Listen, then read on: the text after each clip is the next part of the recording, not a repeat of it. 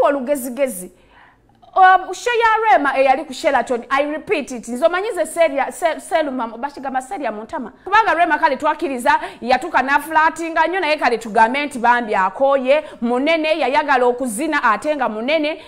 We are not trying to body shame munene mukale weight ye neneko. So yageza ko kuzina maybe ndowoza na losing track yokuyimba nataniko flatinga, which is okay.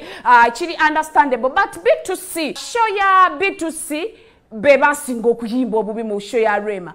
Tuwe kubifana bya B2C bali fresh. So we did twali to expecting a performance extraordinary. Nachogera on Monday nzize mudamu mutulekanda. Yes, nchizemo ogwokubiri. Bayiimba Bubi baflatinga oba because ekifo kye bagenda mbayite bakibera mbamanyira Freedom City wa mitanda. Nayenga iyo performance amazima gaddala wallahi billah yali nfu. Kale yes twakiriza Rema yali aflatinga, yes twachikiriza nti engeri gye yali performance nnyo kuba ne mukutandika yali yazina nnyo so ndowooza eddobozi ne ligenda bibangawo temusuubira kiri ku CD kisanga ku stage ekyo kisanga wa King Sahawoka.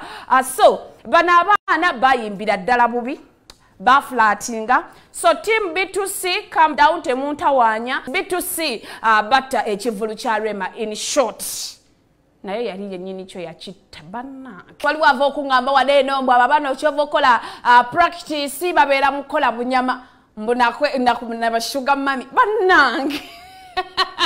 Naye era bavubuka beetaaga bashuga mami kyogambye ngo ebazijjawo ababana balina okweteekamu era bw'abashuga mami ne weeteekamu mbiza abo baba balina okusolooza okukuba oluseke naye the talented naye ba performinga bubi katusuubire mutandika okola practices because abayimbi bangi bazze bayimba live band nga bayimba bubi naye bazze ba improvinga because bwe tuvayo ne tubagamba kati nga bolaba Spicy gundi live okuba live kyali kimutawanya but yakiwa obudde kati naku zino omulira nti atereeza olaba ne Shibawa atuyimbira tengerere kwata omwana naku zino agezaako. So B2C tusuubira kingi in you so mwetereeze muve mu byabakyala muve mu gym. Ne lasya bebe kuli yabagambako temulina music ne muyomba. So this year we expect a lot from you. Muve mu gym mugende mukole music mukole ne rehearsal.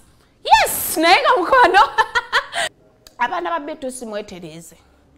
B2C fans mwetereze beba mwagala omanya nti siri mwangu mubuza abafangoni so mwetereze saga kumbabukirako mpulira abadayihard nga basima abadayihard ba B2C waliwo nankubidde simu mwana gwe ngozoleye but you people